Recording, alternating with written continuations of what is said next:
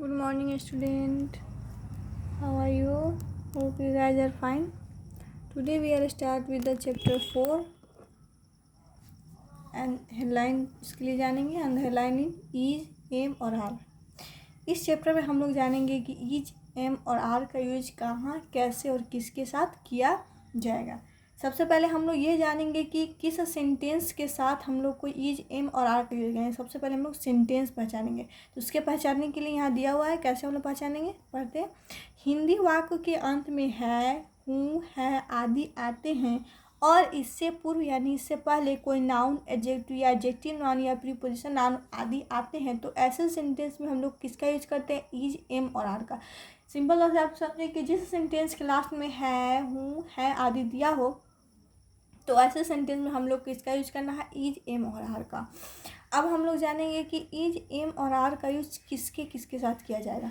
तो नियम पॉइंट 1, आई के साथ एम का प्रयोग किया जाता है। अब सबसे पहले एम के बारे में जानते हैं। एम का यूज आई के साथ किया जाता है। जिस सेंटेंस में आपको आई दिया हो उसके साथ हम लोग किसका यूज करेंगे, एम का यूज करेंगे। जैसे कि मैं एक लड़का हूँ, तो मैं का हो जाएगा आई। अब आई के साथ किसका यूज करना है, एम का यूज करना है, एम, उसके बाद ए बॉय। ये हो गया सेंटेंस। तो यहाँ पर देखिए आई के साथ हम किसका यूज किए हैं, एम का यूज करें। जिस सेंटेंस में आप लोग को मैं यानी आई दिखे उसके साथ किसका यूज करना है, एम का यूज करना है। अब आएंगे नेक्स्ट पॉइंट 2, इसमें हम लोग जानेंगे कि इज का यूज किसके किसके साथ किया जाएगा। तो यहाँ दिया हुआ है ही, सी तथा अन्य सिंगुलर सब्जेक्ट यानी एक वचनकर्ताओं के साथ किसका यूज करेंगे, इज का यूज करेंगे। जिस सेंटेंस में आप लोग को ही दिखे, सी दिखे या इट दिखे एक्स्ट्रा में, या दिस दिखे या दैट दिखे, या कोई सिंगुलर सब्जेक्ट यानी एक वचनकर्ता दिखे, उसके साथ हम लोग को किसका यूज करना है, इज का यूज करना है। जैसे कि आप लोग को यहाँ पर एग्जाम्पल तौर पे यहाँ देख सकते हैं पॉइंट 1, यह एक कुत्ता है, तो यह सब्जेक्ट हो गया, सब्जेक्ट दिस, तो दिस के साथ किसका यूज किया जाता है, इज का यूज किया जाता है। क्योंकि हम आपको बताएं ही, सी, इट, दिस, डैट, इन सभी के साथ किसका यूज होगा, इज का यूज होगा। इसीलिए ये यहाँ पे किसका यूज किया हुआ है, इज का यूज किया हुआ है। और आप लोग इसका स्ट्रक्चर इज का यूज किया जाएगा। अब हम लोग जानेंगे पॉइंट 3, इसमें हम लोग जानेंगे कि आर का यूज किसके किसके साथ किया हुआ। तो जिस सेंटेंस यहाँ पर पढ़ लेते हैं एक बार, यू, वी, दे तथा अन्य प्लूरल सब्जेक्ट यानी बहुवचनकर्ताओं के साथ किसका यूज किया जाता है, आर का यूज किया जाता है। अगर आप लोग को किसी सेंटेंस में यू, वी, दे या कोई प्लूरल सब्जेक्ट दिखे तो उसके साथ किसका यूज करना है, आर का यूज करना है। जैसे एग्जाम्पल के लिए ले लीजिए आप लोग, तुम एक लड़का हो, तो इसका हो जाएगा तुम का यू सब्जेक्ट, तो यू के साथ किसका यूज करना है, आर का यूज करना है, तो यू आर ए बॉय। समझिए आप लोग। अब हम लोग आएंगे पॉइंट 4 में, अफर्मेटिव सेंटेंस यानी सकारात्मक वाक्य यानी जिसमें नॉट का यूज नहीं किया जाता है, उसमें सब्जेक्ट के बाद इज, एम, आर तथा एडजेक्टिव या नाउन आदि का प्रयोग किया जाता है। अब हम लोग ये तो जानेंगे किसके किसके साथ इज, एम और आर का यूज करना है। अब हम लोग ये जानेंगे कि इज, एम और आर का यूज किस सेंटेंस में कहाँ पे करना है। तो सबसे पहले हम लोग अफर्मेटिव सेंटेंस जानेंगे यानी सकारात्मक वाक्य यानी जिसमें नॉट का यूज नहीं होता है, उसमें इज, एम और आर का यूज सब्जेक्ट के बाद किया जाता है, ना कि सब्जेक्ट के पहले। जैसे आप लोग इसी में एग्जाम्पल देख लीजिए, यहाँ पे ये अफर्मेटिव सेंटेंस है, यह एक कुत्ता है, तो यहाँ हो गया दिस सब्जेक्ट, उसके बाद इज का यूज किया हुआ, ना कि उससे पहले। तब उसके बाद ए का यूज किया हुआ, तब एडजेक्टिव या नाउन, यहाँ पे नाउन दिया हुआ है डॉग, उसका यूज किया हुआ है। यहाँ पे दिया हुआ है सब्जेक्ट के बाद यूज करना है, सब्जेक्ट यहाँ हो गया दिस, उसके बाद यहाँ पर इज, सब्जेक्ट के बाद यूज करना है। अब आपको देखना है कि कौन सा सब्जेक्ट है। अगर यू होगा तो आर का यूज करेंगे, यहाँ पे अगर आई होगा तो एम का यूज करेंगे, लेकिन यहाँ पर दिस दिया हुआ तो इसलिए हम लोग इसका यूज इज यूज किए हैं।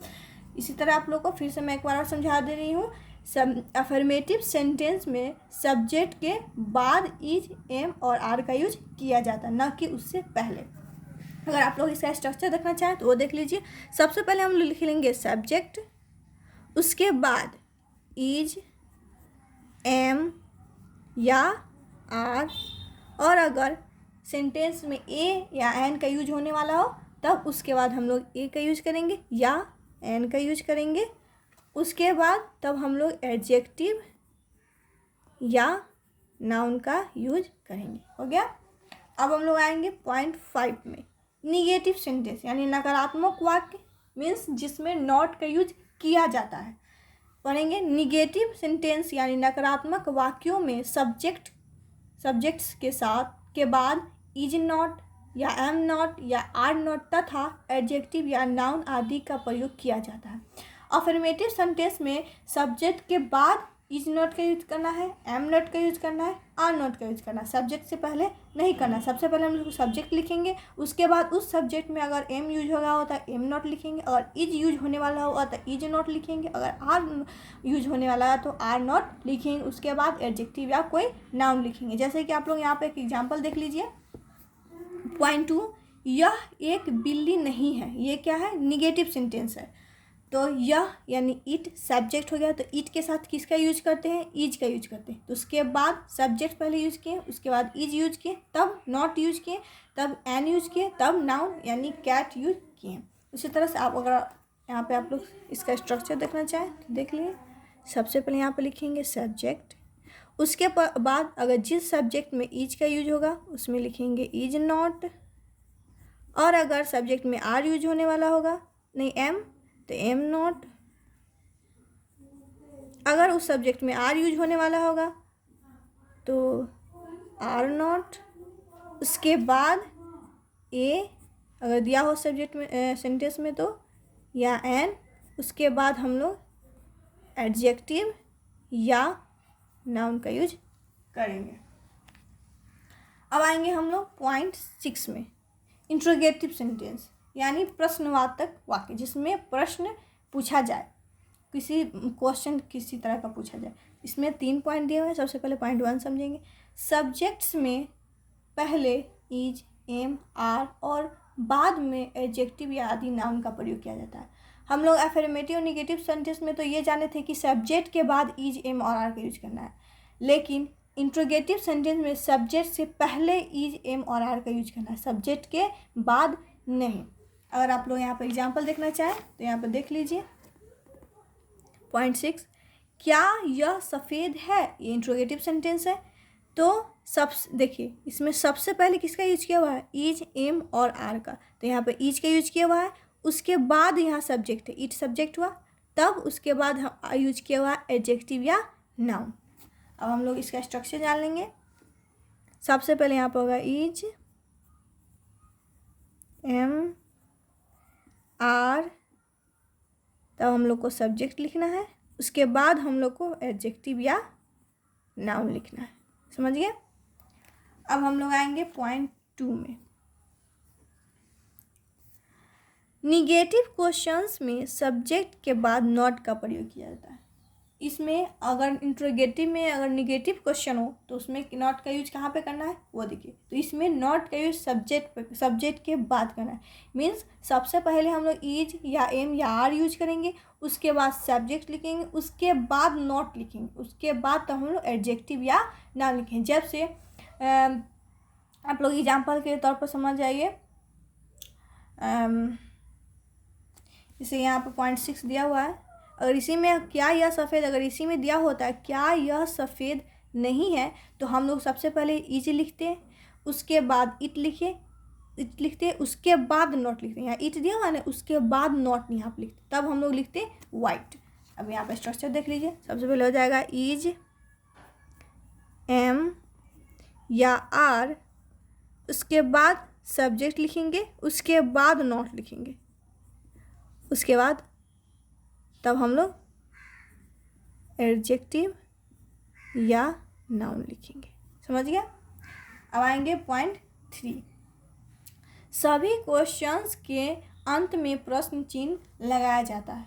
डोंट फॉरगेट कि जब भी हम सेंटेंस बनाएं तो उसके अगर अफर्मेटिव या निगेटिव सेंटेंस हो तो उसके लास्ट में हम लोग फुल स्टॉप देंगे, लेकिन अगर इंट्रोगेटिव सेंटेंस हो तो उसके लास्ट में हम लोग क्या देंगे? क्वेश्चन मार्क देंगे, जिसे हम लोग प्रश्न चिन्ह कहते हैं। यहाँ दिया हुआ आप लोग को दिख रहा होगा, ये लगाना है, कभी नहीं बोलेंगे, इसके बिना सेंटेंस पूरा नहीं होगा।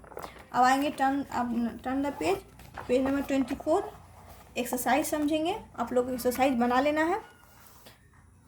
सबसे पहले यहाँ पर 1.1 समझाएंगे हम आप लोग को, ठीक है, कि कैसे बनाना है। उसके बाद आप लोग आगे घर पे बना लीजिएगा। क्या देवा, क्या वह आपका शत्रु नहीं है? ये क्या है, इंट्रोगेटिव में निगेटिव क्वेश्चन वाला क्वेश्चन है, ठीक है।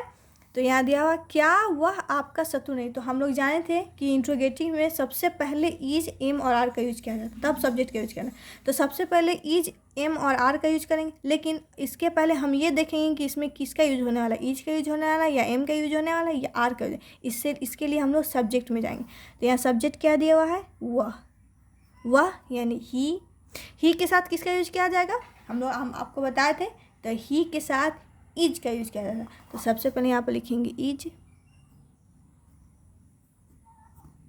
उसके बाद यहाँ पर जैसे हम आपको स्ट्रक्चर बताए हैं, सबसे पहले यहाँ पर लिखेंगे इज, एम, आर या उसके बाद सब्जेक्ट। अब आई सब्जेक्ट की बारी। तो सब्जेक्ट यहाँ पर क्या दिया हुआ है, ही। तो यहाँ पर क्या लिखेंगे, ही। अब ये इंट्रोगेटिव में निगेटिव क्वेश्चन है, इसीलिए हम लोग दूसरा वाला स्ट्रक्चर समझाएंगे। तो इसमें सब्जेक्ट के बाद नॉट का यूज किया जा रहा है। तो सब्जेक्ट ही हो गया, उसके बाद हम लोग लिखेंगे नॉट, ओके। अब यहाँ पे एक और चीज़ दिया हुआ है आपका। तो आपका इंग्लिश क्या होता है, योर। अब यहाँ पे हम लोग योर ऐड करेंगे, योर। अब आ गया, अब हम लोग स्ट्रक्चर में देखेंगे तो उसके सबसे लास्ट में किसका यूज होगा, एडजेक्टिव या नाउन। तो हम लोग सेंटेंस में देखेंगे इसमें एडजेक्टिव दिया हुआ या नाउन। तो यहाँ पर शत्रु, तो शत्रु हो गया एडजेक्टिव। तो हम लोग अब जानेंगे, अब लिखेंगे एडजेक्टिव। एडजेक्टिव के लिए यहाँ अगर आपको स्पेलिंग नहीं पता है तो आप नीचे देख सकते हैं वर्ड वाइज में, इनेमी। तो यहाँ पर हम लोग लास्ट में लिखेंगे इनेमी, लास्ट में लिखना है। डोंट फॉरगेट, हम आपको बताया था ना कि किसी भी सेंटेंस के लास्ट में फुल स्टॉप या अगर क्वेश्चन मार्क देना हो तो क्वेश्चन मार्क देना नहीं भूलना है। तो यहाँ पर क्वेश्चन है यानी इंट्रोगेटिव सेंटेंस, इसलिए हम लोग इसमें क्वेश्चन मार्क देंगे। आप लोगों को यहाँ पर भी क्वेश्चन मार्क दिया हुआ है, हम लोग यहाँ पर क्वेश्चन मार्क यूज करेंगे। हो गया, अब सेंटेंस पूरा हो गया। अब आएंगे होमवर्क में। इसके लिए भी पहला क्वेश्चन समझिए, इन पहला पॉइंट क्या दिया हुआ है, करिश्मा एक ईमानदार लड़की है। तो ये क्या है, अफर्मेटिव सेंटेंस है। तो अफर्मेटिव सेंटेंस का स्ट्रक्चर हम आपको बताया है। सबसे पहले सब्जेक्ट लिखेंगे, उसके बाद इज, एम या आर लिखेंगे, उसके बाद ए एन का यूज होने वाला हो तो करेंगे, नहीं होने वाला हो नहीं करेंगे, उसके बाद एडजेक्टिव या नाउन का यूज करेंगे। तो यहाँ अफर्मेटिव सेंटेंस में करिश्मा एक ईमानदार लड़की है। तो सबसे पहले लिखेंगे करिश्मा, सब्जेक्ट है करिश्मा, करिश्मा। अब सब्जेक्ट के बाद हम स्ट्रक्चर में क्या देखे थे, इज, एम या आर का यूज करना है। तो अब हम लोग यहाँ पे जानेंगे सब्जेक्ट में किसका यूज किया जाएगा। तो सब्जेक्ट में करिश्मा दिया हुआ है यानी नेम। तो नेम के साथ किसका यूज किया जाता है, इज का यूज किया जाता है। अगर नेम सिंगुलर हो तो यहाँ पर लिखेंगे इज। अब यहाँ पर एक दिया हुआ है तो हम लोग ए या एन का यूज करेंगे। इसके लिए हम लोग देखेंगे सबसे पहले एडजेक्टिव, यानी एडजेक्टिव के साथ देखेंगे कि ए का यूज होगा या एन का। तो एडजेक्टिव यहाँ पे ईमानदार दिया हुआ है, ऑनेस्ट, इसलिए हम लोग यहाँ पे एन का यूज करेंगे, एन। अब हम लोग लिखेंगे एडजेक्टिव ऑनेस्ट, उसके बाद नाउन का यूज करेंगे, जी, गर्ल, आई। आप यहाँ पर भी नहीं भूलेंगे फुल स्टॉप देना, क्योंकि ये अफर्मेटिव सेंटेंस इसलिए इसमें फुल स्टॉप दिया जाएगा, यहाँ पे फुल स्टॉप दे देंगे। अब आप लोग आगे का बना लीजिएगा, होमवर्क में भी एक्सरसाइज भी पूरा कंप्लीट कर लीजिएगा। ये वर्ड मीनिंग याद कर लीजिएगा, ये भी वर्ड मीनिंग याद कर लीजिएगा। नेक्स्ट चैप्टर नेक्स्ट डे पढ़ेंगे। Good bye.